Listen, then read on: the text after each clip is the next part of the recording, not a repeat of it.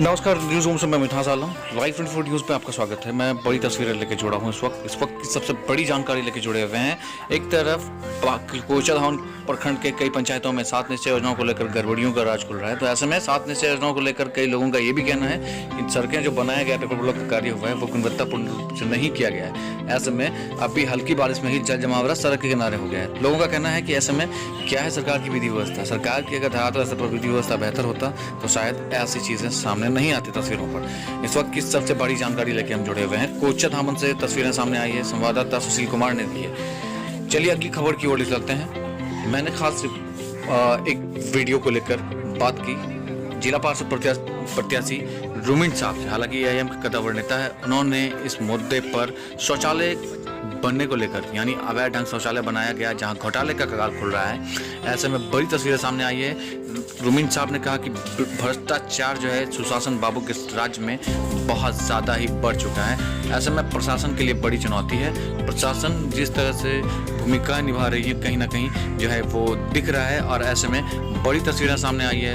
रुमिन साहब इस वक्त जो है जुड़ चुके हैं लाइव 24 न्यूज़ पर। चलिए सीधे तस्वीरों पर ले चलते हैं। रुमिन साहब, आपके क्षेत्र में सार्वजनिक शौचालय बनाया जा रहा है। सार्वजनिक शौचालय को लेकर के बड़ी तस्वीरें सामने आई थी मीडिया के माध्यम से कि घोटाला हो रहा है। आखिर आप लोग विपक्ष में हैं, आप लोग गोल हैं, गोलाबंद हो चुके हैं, आखिर क्यों?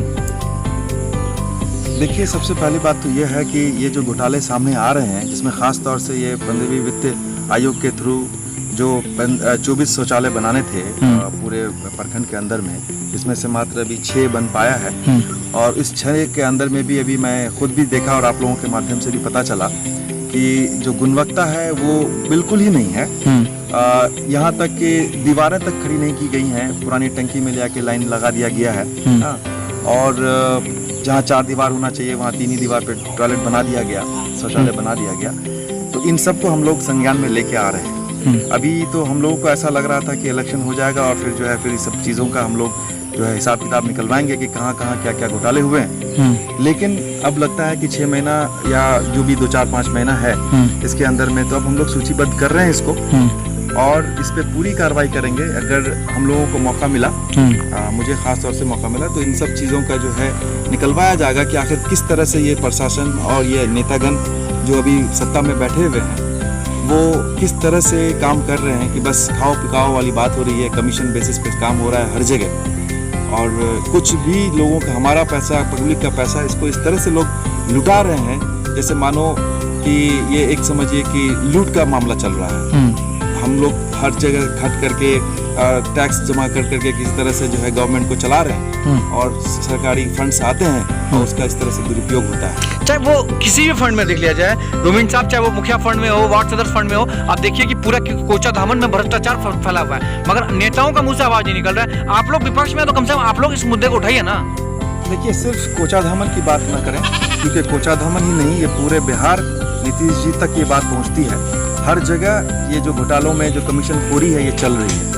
अब आज के दिन में ऊपर से लेकर नीचे तक ये दिख रहा है। हम लोग जब इस सिस्टम को समझने की कोशिश कर रहे हैं तो हम लोगों को दिखता है कि यहाँ आप एक आम आदमी होकर कुछ नहीं कर पाएंगे, क्योंकि इनका एक नेक्सस है, एक खास एक गिरोह टाइप का है, जिस गिरोह को आप भंग नहीं कर पाएंगे अगर आपके पास पावर नहीं है। लेकिन हाँ, इसको संज्ञान में हम लोग ले रहे हैं और संज्ञान में लेने के बाद अगर ऊपर वाले की दया हुई और आप लोगों का सहयोग मिला तो हम लोग इसको फिर इस पर कार्रवाई भी करेंगे, क्योंकि हम जानते हैं कि ये पैसा उनका नहीं है, किसी का नहीं है, देश का पैसा है, लोगों का पसीने का पैसा है जो जमा हुआ है और उससे अच्छे काम होने चाहिए।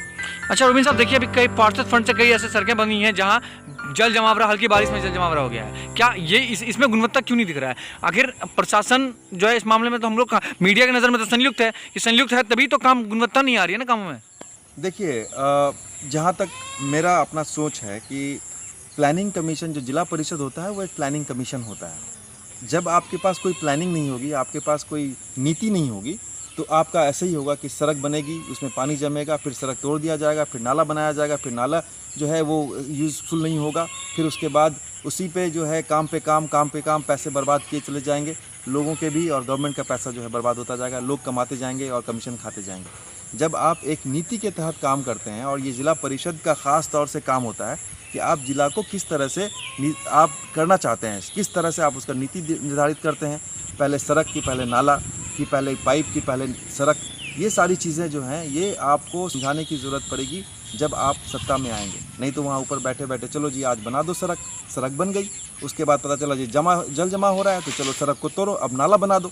अब नाला बन गया तो भाई सड़क अब फिर दोबारा से बनेगी, उसके लिए कमीशन फिर दोबारा मिलेगा, नाला के लिए दोबारा कमीशन मिलेगा। यही सब तो चलता आ रहा है। ये देश में हो क्या रहा है, यही तो हो रहा है। आज किसी के ऊपर में भी एक सोच नहीं डेवलप हो पा रहा कि हम अपने ज़िला को या हम अपने क्षेत्र को किस तरफ ले जाना चाहते हैं। ये ले जाने वाली बात जहाँ तक है जो बिना सोचे बिना प्लानिंग के नहीं हो सकता, बिना नीति के नहीं हो सकता। आप भी मान गए कि नीतीश कुमार के शासनकाल में प्रशासन भ्रष्टाचार पे खुलेआम उतर रही है। भाई सुशासन बाबू जब बोलते थे लोग तो मुझे हंसी आती थी, और आज मैं जब ग्राउंड पे आके देख रहा हूँ तो ये सब समझ आ रहा है कि यहाँ सुशासन का तो कोई सवाल ही नहीं पैदा होता। आप एक सड़क बना रहे हैं या एक बिल्डिंग बना रहे हैं तो भाई साहब उस सड़क और बिल्डिंग को बनाने से आपका क्या मुनाफा है ये पहले सोच लीजिए। उनका मुनाफा रहता है तब वो बनाते हैं, नहीं तो नहीं बनाते हैं। बिना मुनाफा के कोई काम यहाँ पे सरकारी तंत्र में नहीं हो पा रहा है, क्योंकि इनको तनख्वाह से कोई मतलब नहीं है, इनको तो कमीशन से मतलब होता है। सीधी बात है मेरे पास। अच्छा रोमिन साहब, आप अगर पार्षद बनेंगे तो क्या आप नहीं करेंगे इस तरह से जैसे इन लोग कर रहे हैं? देखिए अल्लाह का शुक्र है अब तक अल्हम्दुलिल्लाह हमारा ईमान मेरे साथ है। हम लोगों को सिर्फ और सिर्फ इस सोच के साथ हमको आने का हम सोचे हैं कि हमको इलाके का डेवलपमेंट के लिए जो भी हो सकेगा, कोई बहुत बड़ा पोस्ट तो नहीं हो जाएगा लेकिन जो भी हो सकेगा एवरी लिटिल है, एक छोटा से छोटा मदद जितना भी कर सकेंगे, लेकिन ईमानदारी की गारंटी दे सकते हैं। ईमानदारी मेरी गारंटी है। मगर सीधा ये है कि प्रमाण अगर देखा जाए तो मुखिया मुजफ्फर हुसैन साहब का पुत्र आप हैं, उन्होंने जो पहचान बनाई है उस पहचान पर आप भी चलना चाहेंगे? बिल्कुल, हमारा ख़ानदान का पहचान है। हम लोग हमेशा ड्राई ऑनेस्ट रहे हैं, लोगों को दे के आए हैं। इंशाल्लाह ताला वही हम लोग करेंगे। चलिए बहुत बहुत शुक्रिया।